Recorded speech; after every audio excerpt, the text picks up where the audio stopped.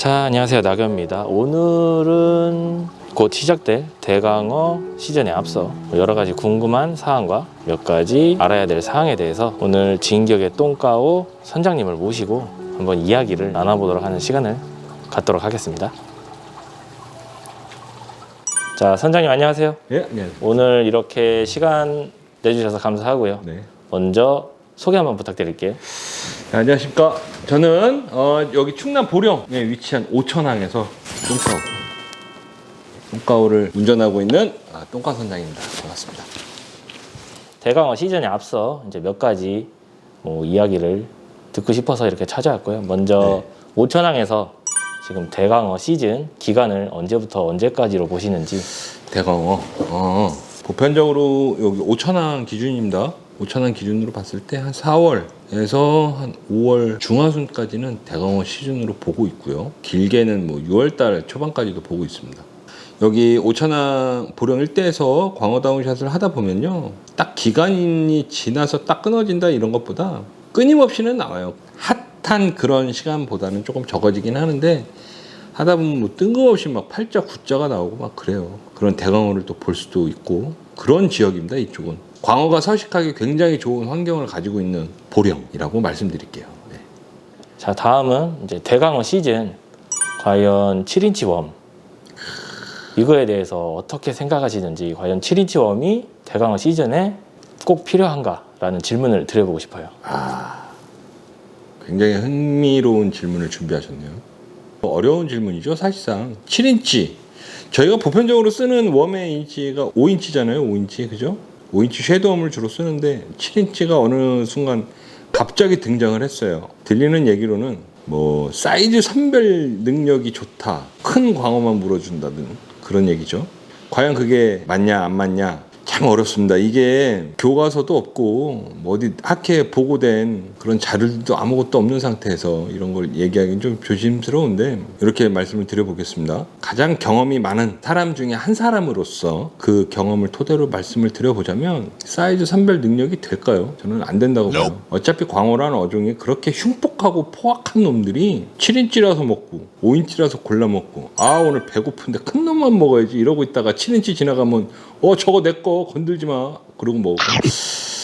저는 아니라고 보고요. 운이 좋은 게 아니라 낚시를 하고 있는 그 일대에, 그 포인트에 사이즈 좋은 애들이 많은데 그 와중에 누군가가 7인치를 넣어서 괜찮은 사이즈의 광어를 몇 마리 잡았다라고 한다면, 가정을 해보면 그 당시만 본다 그러면 7인치라서 사이즈가 큰 애들이 나왔어 라는 말이 성립은 될 수 있겠죠. 근데 이게 전 그렇게 안 봐요. 광어라는 애들이 그렇게 먹이를 취하는 애들도 아니고 자기 영역에 딱 들어왔을 때 먹기 좋은 애들 딱 먹지 7인치라서 먹고 5인치라서 안 먹는다?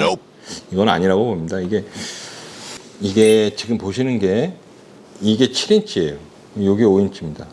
크기 차이는 나요. 근데 자, 대강어가 요 놈을 먹는 것과 요 놈을 먹는 상황이라고 가정을 해봅시다. 광어는 이 웜을 취할 때, 어떠한 베이트 피쉬를 취할 때 한 입에 먹어요. 한 입에 꽉 하고 뭅니다. 자, 그렇다면 한 입에 들어갈 가망성이 누가 높을까요? 당연히 얘가 높잖아요. 한 입에 들어왔을 때. 그리고 얘는 입술 언저리에 치여서 이렇게 삐딱선 날 수도 있고 미스바이트가 될 수도 있고 그런 확률이 존재하고, 게다가 모든 광어들이 대강어는 아니라는 거죠. 물론 작은 애들도 있고 할 거 아닙니까? 작은 애들도 얘네한테 덤비겠죠. 덤볐을 때 정확하게 얘네를 한 입에 먹어서 이 7인치 웜을 사용할 때 쓰는 바늘이에요. 굉장히 크죠. 그다음에 요거는 저희가 이제 저희 회원들한테 알려진 가장 좋은 바늘 대응 그거. 그다음에 요거는 우리 7인치 웜 쓸 때 쓰는 바늘이거든요. 이렇게 체결을 했다고 보면 정확하게 여기에 걸려줘야, 광어 입술이 걸려줘야 후킹이 되는 거죠. 근데 모든 광어가 여기를 정확하게 후킹을 하는 건 아니잖아요. 그죠? 그렇게 본다고 보면 광어가 작은 놈도 있고 그런 상황에서 미스가 날 확률이 굉장히 많아진다. 그런 요소들을 가지고 있다라는 걸로 봐요, 저는. 이걸로 해서 대강어를 잡아서 그런 쾌감을 맛보시는 분들도 계시겠지만, 광어들이 봤을 때 얘도 먹잇감인데 물론 가장 먹기 쉬운 애를 먹겠죠, 광어 입장에서. 근데 작은 애들이 얘를 깠다. 우리는 모르잖아요. 낚시하는 사람은 분명히 나는 광어 바이트를 받았고 챔질을 했는데 웜이 이렇게 나온다는 거죠. 채 보니까 이렇게 올라와요. 광어 대광어인데 이거 못 먹었어, 안 걸렸어. 근데 사실상은 손바닥만한 광애가 입질했을 수도 있고 그런 거잖아요. 모르잖아요. 근데 이거를 꼈다. 작은 광어가 입질을 해도 걸리고 이걸로도 우리 막 팔자, 구자 다 꺼내지 않습니까? 그렇게 보면 확률적으로 보면 위험하게 얘를 사용하는 것보다는 마리수는 이게 훨씬 좋다는 거예요. 결론만 말씀드릴게요. 7인치를 쓴다? 이걸 사용해서 장어를 한다든지 제일 큰 걸 잡으신다든지 그런 적은 본 적이 없어요. 물론 뭐 다른 배에서 나왔을 수도 있는데 저희 배에서는 아직 뭐 이거를 뭐 처음에 시도했다가 한두 번 하다가 빼고 결국엔 이걸로 가시더라고. 그래서 제 개인적인 생각은 그래요. 굳이 왜 어렵게 광어를 이걸 먹이려고 하냐 이거죠. 같이 먹을 수 있다면 한 입에 쏙쏙 들어가는 이게 훨씬 확률적으로 높다. 제가 이 부분에 있어서 왜 민감하게 이렇게 좀 생각을 많이 했냐면요. 잡으시는 여러분들도 광어를 많이 잡고 싶고 많이 잡았으면 좋겠죠. 그 마음이 누구보다 큰 사람이 선장이에요. 선장은 전체 조항 사진을 이렇게 찍어서 올려드리잖아요. 그래서 광어가 많길 바라는 거거든요. 이거 써서 미스나는 것보다는 이걸로 안전빵으로 확실하게 잡아주기를 바라죠. 제 개인적인 생각입니다만 아마 이 생각이 맞지 않을까 저는 그렇게 보고 있습니다. 이제 대강어 시즌에 초보 조사님들도 이제 이용을 하시는데 유독 이제 대강어 시즌에 입질이랑 바닥이랑 이제 구분을 좀 어려워하시는 분들이 많아요. 그래서 구분하는 방법이라든지 만약에 이게 대강어라고 생각이 되면 어떻게 대처를 해야 되는지 좀 여쭤보고 싶습니다. 대광어라고 해서 입질이 뭐 특별하다든지 그러진 않아요. 경험이 많은 사람이 정확하게 간파를 하겠죠. 이건 광어다 아니다를. 근데 붕어 낚시를 해보신 분들은 공감하실 겁니다.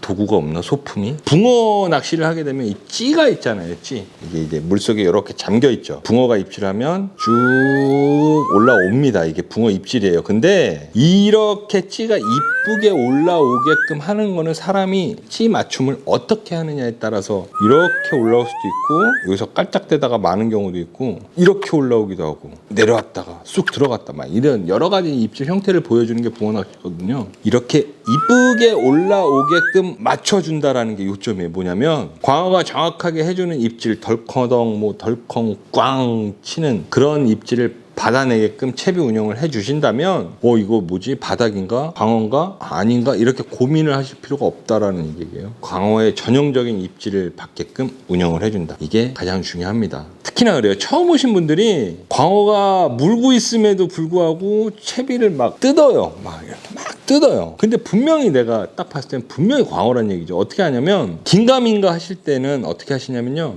이렇게 보시면 여기 부분 있죠? 여기 낚시줄 감겨있는 이 부분이 스풀이에요. 스풀. 이렇게 당기면 줄이 풀리죠. 요거를 딱 잡은 상태에서 낚싯대를 쭉 세워봅니다. 힘으로 세워보세요. 딸려올 거예요. 광어라면. 여기서 광어가 저항을 한다, 쳐박는다, 그러면 당연히 손에 느껴질 거고, 바닥에 걸려있다 그러면은 얘가 당겨져서 줄이 풀려나가겠죠. 가만히 있어도. 배가 흘러가니까 이 줄이 계속 이렇게 풀려나갈 거예요. 근데 광어라면 딸려옵니다. 그렇게 내가 이 손의 감각을 이용해서 광어가 있다 없다를 판단을 하셔야 되는 거고, 그 외에 다른 방법으로는 글쎄요, 뭐가 있을까요? 어떤 경우가 있을까? 광어가 있는데 광어인지 모르고 이렇게 뜯어내는 분들은 저희가 이렇게 딱 보다가 낚싯대 세워보세요 라고 방송을 하거든요. 그럼 이렇게 낚싯대를 세운단 말이죠. 그럼 딱 그 형태만 봐도 광어다 아니다를 알아요. 얘가 움직인다든지 드는 과정에서 이렇게 허리가 먹은 상태에서 들어도 이렇게 펴지면서 들린다, 이런 형태가 있어요. 그런 포인트가 있기 때문에 저희는 딱 보면 아는데, 모르시는 분들은 스프를 잡고서 낚싯대를 세워보는 수밖에 없어요. 세워서 광어 유무를 확인해야만 합니다. 그 전에 뭐 옆에 분들이 좀 알려주지 않을까요? 저는 그렇게 보네요. 어떻게 보십니까? 대광어 시즌에만 사용될 수 있는 제가 좋은 팁 하나 드릴게요. 팁. 물론 뭐 이 지역에서만 해당될 수도 있을 것 같아요. 자, 보령권 대광어 낚시의 가장 중요한 핵심 꿀팁 한 가지. 채비가 튼튼해야 합니다. 간단하죠? 이게 뭐냐면 저희가 보편적으로 사용하는 원줄 호수가 1호예요. 최소한 여기서 이제 사용할 때 4월 달에서 대광어 시즌 6월 달 초반까지는 원줄을 높이셔야 됩니다. 특별하게 뭐 수심이 뭐 50m권, 60m권을 들어가지 않는 한 특별히 얇아야 된다 이런 조건이 없으니까. 왜냐면 원줄이 두꺼우면 저항을 많이 받기 때문에 물속에서 이렇게 휘거든요. 수심이 얕은 데서는 그게 필요가 없어요. 이만큼 휠 공간이 성립이 안 되니까 원줄 호수를 높이세요. 1.2호 또는 1.5호까지. 2호는 너무 오바고요. 이렇게 높이셔서 좀 안전하게 대광어가 걸렸다 하더라도 우리 하던 대로 이렇게 랜딩을 하시면 아무 무리 없이 우리가 뜰채까지 딱 안전하게 담을 수 있게끔. 자, 정리를 해드릴게요. 원줄 1호면 쇼크리더 4호, 1.2호면 5호, 그 다음에 1.5호를 끼신다. 쇼크리더 5호, 6호 이렇게 쓰시면 돼요. 그 이상은 뭐 쓸 필요도 없고요. 뭐 상어 잡을 일 아니니까 원줄 호수를 높이고 쇼크리더를 높여서 사용하시면 대상어가 뭐 대강어가 됐든 작은 강어가 됐든 다 잡아 올릴 수 있으니까 그렇게 사용하시면 안전하겠죠. 네, 그렇게 사용하시면 되겠습니다. 자, 지금까지 이렇게 좀 많은 좋은 얘기 해주셔서 감사하고 네. 예, 끝으로 똥가오 PR 간단하게 부탁드리겠습니다. 어떻게 간단하게 끝냅니까? 할 말이 많은데. 자, 똥가오 이렇게 운영한 지가요. 제가 보령에 온 지는 뭐 벌써 10년이 됐고 똥가오 나온 지는 한 6, 7년 정도 된 것 같아요. 변하지 않는 건 뭐냐면요. 입항 시간 좀 늦는 거 이런 거는 뭐 두말하면 또 입 아프고요. 저희가 제일 추구하는 게 뭐냐면 저희를 거쳐가신 분들이 낚시를 다 할 줄 알게끔 잘하게끔 다른 사람들보다 좀 돋보일 정도로 좀 관심이 있다면 물론 저희한테 관심이 있고 이 광어다운샷, 갑오징어, 쭈꾸미 저희가 하는 이 장르에 있어서만은 어디 가서 빠지지 않는다라는 얘기를 듣게끔 저희가 좀 만들어드리고자 지금까지 무단하게 노력을 해왔습니다. 뭐 지금도 봐도 잘하시는 분들이 많아요. 어디 가셔도 안 빠지고 꼭 이렇게 좀 돋보이시는 분들이 좀 계셔요. 그러니까 제대로 알고 싶으신 분들 찾아주시면 아마 딱 맞지 않을까 이렇게 보여지고 이거는 제가 지금 요거 들고 있는 게 이게 명함이잖아요. 요 뒤에 보시면 이제 저희는 이렇게 쿠폰 형식으로 되어 있습니다. 모르시는 분들이 많더라고요. 잘 보이시나요? 저희가 오시면 여기다 이제 꾼스라는 도장을 찍어드려요. 5번 되면 50% 할인. 또 찍어서 10번 꽉 채우면 무료 승선권으로 한번 태워드립니다. 요거를 찍었을 때 또 뭐가 좋으냐면 자주 왔다라는 증거잖아요. 이걸 가지고 계시면 내년에 쭈꾸미 갑오징어 때 저희가 우선 예약권을 좀 드려요. 출조 횟수에 따라서 우선 예약권이 주어지니까 이것도 한번 사용해 보실 겸 해서 찾아주신다면 저희로서는 무한한 영광으로 생각하겠습니다. 감사합니다. 많이 이용해 주십시오. 빠밤. 입술 많이 막 창백해 보이고 그러지 않아요, 얼굴? 자연스러워요. 이거 줘요? 살짝만 발라요. 빨개져요, 그러면? 네, 살짝만 발라요. 아니, 됐어요.